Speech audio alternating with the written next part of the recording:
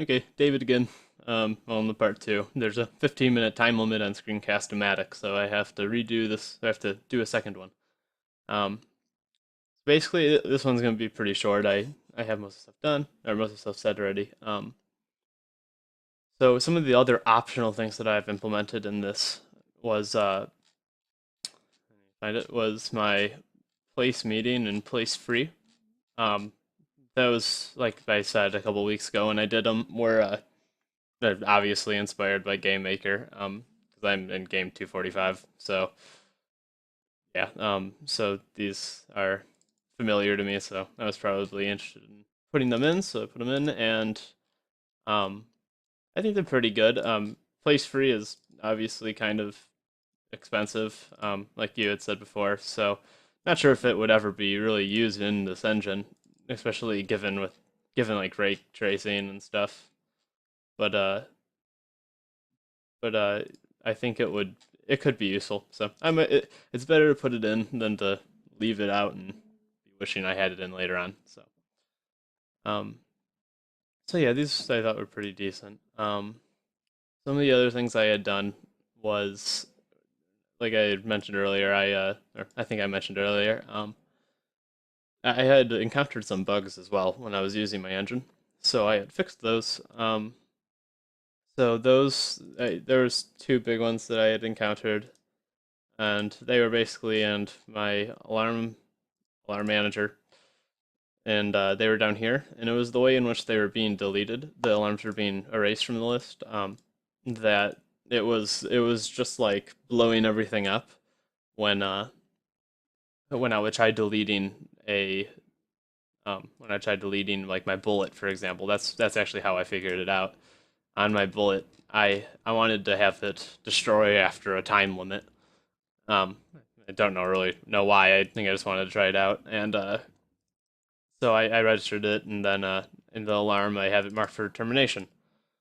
And when I had originally done it, it just blew up as soon as it hit this, and well, as soon as it hit the alarm manager portion, where it was actually deleting the alarm, and I believe I forget why honestly why it was doing it. I want to say it was because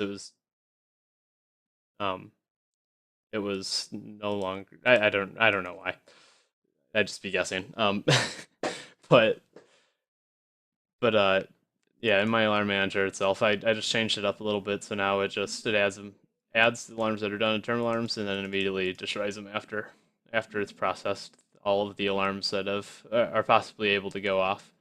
Um, One of the other things I had done was this was honestly the biggest pain I had this entire time, especially with my physics system and my attachable system, was in my scene.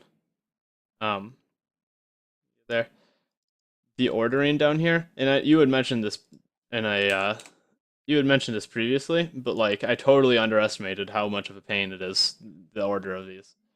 I'm still honestly not 100% sure I have this like even correct, but everything seems to be working, so I have no reason to doubt it. Um, but yeah, it was just crazy. Like for a while, I when I was implementing my physics, I had it like above the update, and then it would like the actual drawing portion of my uh of my visualizer, like for the collider. So like if I had a sphere around my tank, it would like start lagging behind the object because it was being updated after the object was, or it would be updated like right before the object moved. It was something like that, and basically things were just going crazy. And eventually, after uh, yeah, honestly a decent amount of trial and error, I eventually got it down. Um, but it seems decent. But yeah, if I hadn't tried my engine out, there was no way I would have known this. Like, er, obviously, I guess that part was more so on the portion of using or testing my actual my subsystems, but it kind of usability. Because it also like today I moved my update down to here when it was above the input manager before. And when it was above the input manager, I couldn't do ray tracing in the update but then I started thinking how that was silly that I had to do it in the draw, which it is definitely silly, I think. So I ended up messing around with this a little more and finally got it so that my tank bottom could ray trace in its update, and it works. So yeah, thank God for engine testing and everything. I want to say that's pretty much it. I think I covered everything. I guess there's this. I made my class diagram here. It looks honestly a little barren. It might be because I'm so zoomed out, but there's 44 classes or something here, which to me is crazy. But yeah, I'm really proud of what I did. I'd say my probably my favorite thing, probably or the thing I'm most proud of in this engine is my ray tracing because it kind of encompasses a lot of different aspects of it, and also I don't know, I just really enjoyed it. I think because I mentioned this in my paper portion, but researching it I think really made it clear like how the entire process is done. The only part obviously I didn't do was the terrain AABBs, and that was because that when I was trying to figure out how to get that working, everything was so different from my engine that there was nothing online really to help me for it in that regard. So that was hard for me, which is why I couldn't get it in.